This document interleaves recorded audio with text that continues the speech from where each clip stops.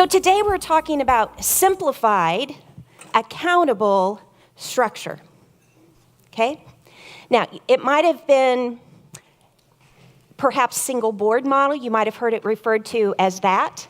Perhaps you have heard it referred to as modified or minimum structure. It just happens to be that my reference is simplified but accountable. And we're going to talk just as much about accountable leadership as we are simplified today. The typical church has the structure driving versus the mission of the church driving. And here's what I mean. If you talk more about money and calendar and building and how to maneuver through your structure to make decisions, you know that structure is driving your church. If perhaps you're having conversations to say, how are we doing at living out our purpose of making disciples, that is your compass, if you will. If that's the way we're making decisions, then mission is driving your church. But if we're making decisions around, well, I'm not sure, we just painted those walls, and if we have that event, some people might scuff those up.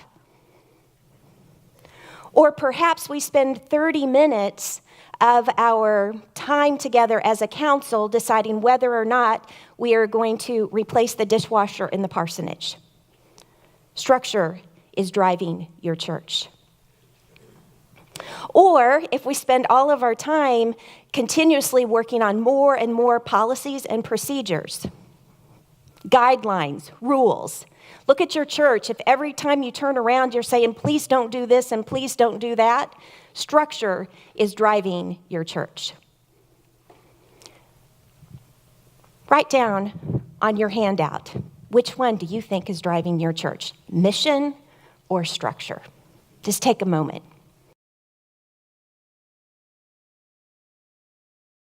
So there is another way, and it's this simplified, accountable structure. Now, some of you, I know, probably have the Book of Discipline in your bag, or maybe it's still under your pillow. See, your district superintendent has his with him.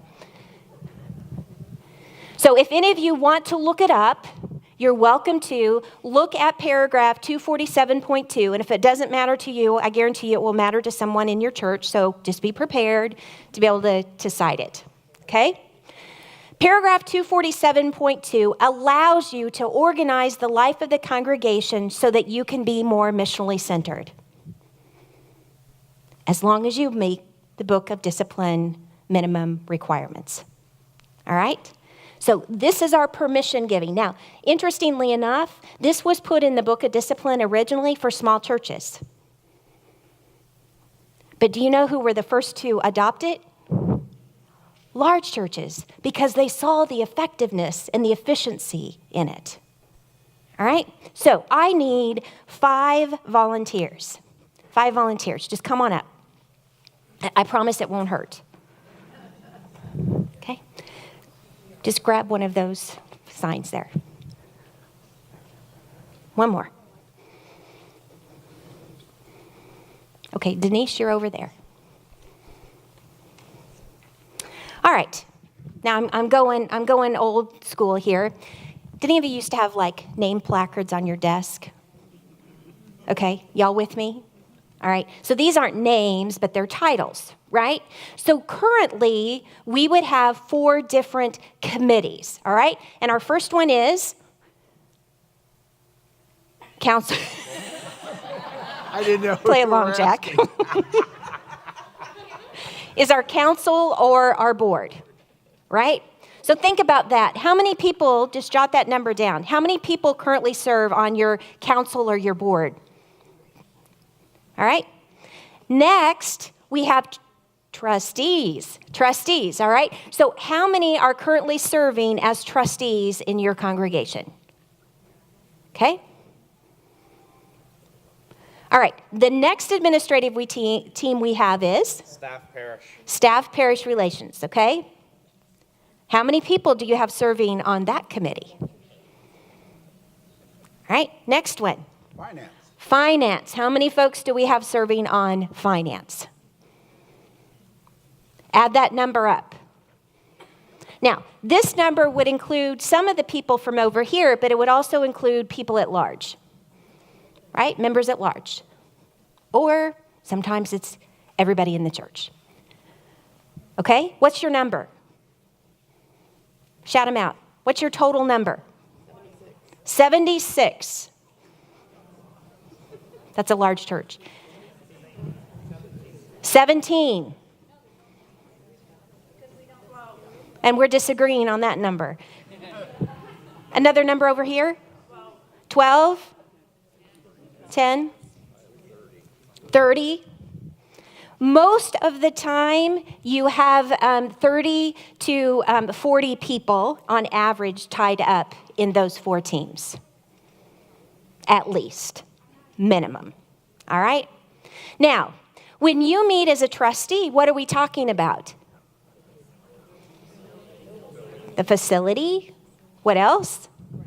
Grounds. What else? Parsonage. What else? Legal stuff. Any kind of equipment. Maybe endowments. I know some of you are looking at each other go, endowments? Endowments. All right. When we're with staff parish or pastor parish relations committee, what are we talking about? Personnel. Pastor. Salaries. Benefits. Problems. Filling out the forms, right? All right. And then we have finance. What are we talking about in finance? Budget. Budget. Lack of money. Fundraising. Stewardship. All right. So if each of you just met once a month, then we can see to get from one to the other, if we have multiple stops, it's going to take multiple months to get through to make a decision. Yes? All right. So what if the 4 of you put your name placards down and you sit down? You too.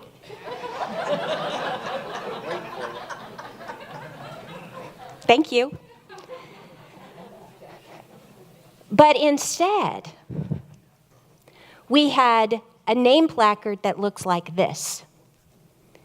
Each person on the team does all the functions. Now, we just talked about a lot of different responsibilities, did we not?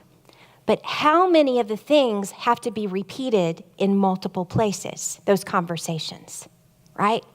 So rather than sitting here with my sole responsibility and the lens that I'm looking at through trustees, instead, I'm going to sit over here and go, I am looking at this holistically for the life of the congregation through finance and trustees and SBR and the overarching council or board. You follow me? So you no longer have 4 separate teams. Instead, we have one team that functions in all 4 places, that meets together once a month. Are we there? Okay. Now, you can sit down. Thank you. Didn't you do a great job, Vanna? Now, one thing that I want you to think through is what we have done in the past is our leadership, those 4 teams, have functioned in a management style rather than a governing style, okay? How many of you are familiar with like a church or a school board model? We have some teachers in the room that go, yeah, okay. All right, so think about the school board. Okay? What does a school board, how does it function? What's their responsibility?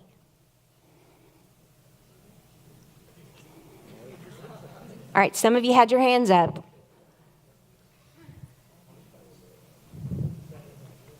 School purpose is to make certain that it carries out what the citizens want, and also to provide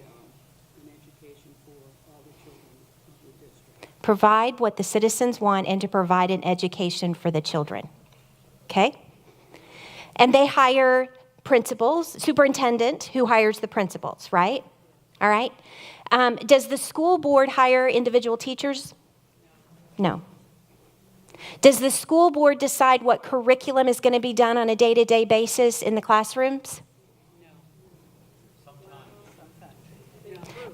They approve curriculum overall, but they do not do the lesson planning, right? Now, do they approve individual teacher salaries? Probably not, but a general budget for what each building has to spend on personnel, right? Do you think that they are telling the janitor which cleaning products to use?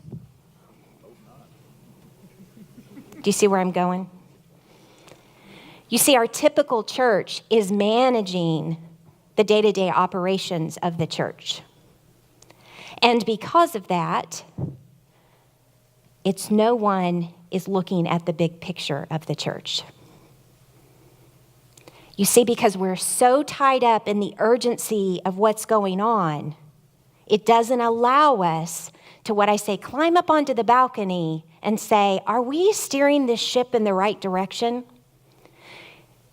Another metaphor is we have too many people swabbing the decks of the ship and nobody's steering the ship. So in other words, we're just being tossed around by the waves. And we are frustrated that those waves are slopping up on the side, that we're having to swab the decks even more. But you see, if somebody was steering the ship, we would have had the opportunity to maybe steer around that storm or the bumpy weather. That's the biggest shift, folks, is the purpose, the intent, the focus of what this new group could do. So it's not just about putting fewer people around the table, because we can all imagine that happen, amen? But the conversation needs to change when we do it as well, because then it's not only a technical change, but it's the adaptive change to get us back on track of the structure no longer driving our church, but our vision driving our church, the unique way that we make disciples. So let's look specifically at what this structure can look like. All right, now, the first thing I need to unpack is this. Do you see that it says 6 to 9 members at the top? Okay? Do you see anywhere where it says trustees, finance, or SPR representatives? No. Okay? Now, I'll tell you, I've been teaching this for probably about 10 years now. And we used to put right up there saying 2 or 3 SPR reps, 2 or 3 trustee reps, 2 or 3 finance reps. Okay? Because what we had trouble with is wrapping our mind around the function that we used to do. And so who's going to do it? Don't we need to have some responsibility and some point people, right? But here's what's happened in reality. Those 2 or 3 people thought they were the trustee committee. Those 2 or 3 people thought they were the SPR committee. Those 2 or 3 people thought they were the finance committee. They're not. And so we had 2 people happened. We had 2 people fill out the paperwork for the pastor's evaluation and chose to say stay when the rest of the committee were going to say move. You see, because it takes 9 people, book of discipline minimum, to be on staff parish relations. So that's the reason we're moving away from those titles, is because of the function. They tend to function as in the old model, even though we were in the new model. So when you have people on your board, let's call them board members, not trustees, not SPR, not finance. You follow me? If we do, we're going to get ourselves into some trouble or dysfunctionality, right? Everyone that you recruit is all 4. Everyone takes all 4 responsibilities, okay? Now, what we also need to have, though, is one of those people need to be a board chair. So you need a 9 people minimum. And if you've called it council or board before, I don't care what you change it to, change the name. Because if we just continue to call them what we've always called them, it doesn't help us make the transition into we're doing something new. Okay? So first of all, change the name. You'll need a chair. Now, if you're going to run minimum 9, you can add a 10th person as the chair, or one of those 9 could be the chair. You need a lay delegate to annual conference. One of those 9 could be one of those, or you can add a person.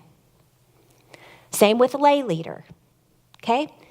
If you have a chartered United Methodist Women or a chartered United Methodist Men, they have the opportunity to have representation, okay? But they're put on by nominations as part of the leadership of the board. They are not there to represent United Methodist Women. Does that make sense? So we need to make very sure that they have the right to have someone, but it's not a requirement. If it's not chartered, again, it's not a United Methodist Women, and so that does not apply. Same with United Methodist Women or Men. The other is a youth person. Now, you have to be careful because of the trustee requirements of minimum age to make legal decisions, so sometimes they have to set some things out. But this is not your youth director. Okay, if we are trying to reach people that are young, let's have the truly young people at the table and allow them to have a voice, right?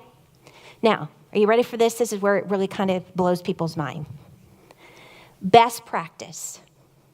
Have your chair be your lay leader, your lay delegate, and the liaison to the district superintendent for purposes of SPR. Follow me? Okay. Best practice is that your chair is also your lay leader, lay delegate, chair of trustees, and SPR liaison to the district superintendent. Now, I know that sounded like a lot, but they're functioning in all those places anyway, friends. The problem is, if you have someone on the team functioning in one of those places, then information and communication comes in from the side rather than the top. So, perfect example. We had an SPR liaison, SPR chair in old language, to the district superintendent who was serving on the new board, but was not the chair. There was conversation going on with the district superintendent that the chair had no idea what was going on. So that way, that information flows in from the top. You see, things are going to be streamlined, so it sounds like a whole lot, but we're just focusing everyone in one common direction. So imagine that your board chair is the one that is hearing from the people in the congregation as lay leader. Or to be thinking that they're the lay delegate, that they're going to go to annual conference and come back as a board chair and a lay leader to be sharing with the congregation what's going on. There's alignment there. So as you begin to think about whether you have been there or are thinking about going into simplified accountable leadership, I wanted to offer you some, maybe a word of caution. Absolutely all churches could and should be practicing accountable leadership model. All churches, regardless of how you're structured. Some churches will want to do simplified structure and accountable leadership. Some. That makes sense for some. But no church should be doing simplified structure without accountable leadership. That's just too dangerous. Now, if you are considering going to this simplified accountable leadership structure, first of all, the Book of Discipline requires that you write a letter to your district superintendent about the intent of moving into that model. And you need to state the missional reason for doing so. The missional reason, folks, is to align your church with the mission of the United Methodist Church to make disciples. All right? Your district superintendent must approve your simplified structure. The next step is need to make sure that all of your key leaders have been trained on the simplified structure with accountable leadership. Please, please, please, I beg you, do not go to this model unless all or at least a significant number of your leaders who are going to be practicing it are trained. The problem is if we don't train folks, we put them in a new model and we haven't given them anything else than to practice what they've already practiced in the old model. So you'll get the technical pieces, but you won't get the adaptive pieces. All right? Step 3 is to communicate, and then when you think you've communicated, communicate some more. Please talk about not just what you're going to do, but why you want to do it. They first have to capture the why before they'll go along with the shift of the what. See, that's the problem, is sometimes we start with the what and we never talk about the why. We have to let them know, in order to do this, the reason we're doing this is to be more in alignment, more streamlined, more a mean, lean, disciple-making machine. That's why we want to do this. It's not about, well, we can't get enough people to lead, so we're going to do this. That might be the end result or a benefit, but that cannot be your why. You will need an annual charge conference or church conference to move into your new structure. Okay? The normal rhythm is January through December, so ideally that's when you would do it. Not that some of you haven't or wouldn't do it midterm. But that's the best rhythm, is to do it, charge conference in the fall, so that they start in January. If you move to this model, one of the things you need to understand is everyone in administrative positions, all 4 of those teams, vacate their positions. They're done. So you have to vote all of them out when you are putting the new structure together. So just because you're on trustees currently does not mean you'll be on trustees in the new structure. Some of the trustees may need to go to the building maintenance team. Some need to roll off, right? So each one of you received not only the PowerPoint handout, but there is a separate piece of paper that was under your presentation, and that is frequently asked questions. So be sure you take that with you as well, because those are many times when you get to the board and discussing this, those are the questions that come up. So be sure to take that with you. Then, after you've done all of those steps, then you move into the structure. Right? Sometimes we've done step 5 without perhaps doing steps 1 through 4. Ideally, you would want to move to the new structure, having already been trained, having already started your leadership covenant, begin to think about guiding principles. And the best case scenario is for you to have somebody walk alongside you who is experienced in simplified, accountable structure. So for instance, when I was still doing coaching in individual churches, I would sit with those groups. I'd let them practice 2 or 3 months. And then I'd go back and sit through their board meetings and just say, just leave me about 15 minutes at the end. I'm just going to be a fly on the wall in the meantime. And then at the end, say, here is where we ventured off into our management. Did you all realize that? Here's where, had we had a guiding principle, we wouldn't have spent those 20 minutes, right? So someone who isn't in the game that can kind of set at the parameters and help guide you in that first year to give you a good start. Because sometimes if we don't have that person that can help guide you, then all we do is practice what we've practiced in the old model in the new model, and we get ourselves into some trouble. Does that make sense?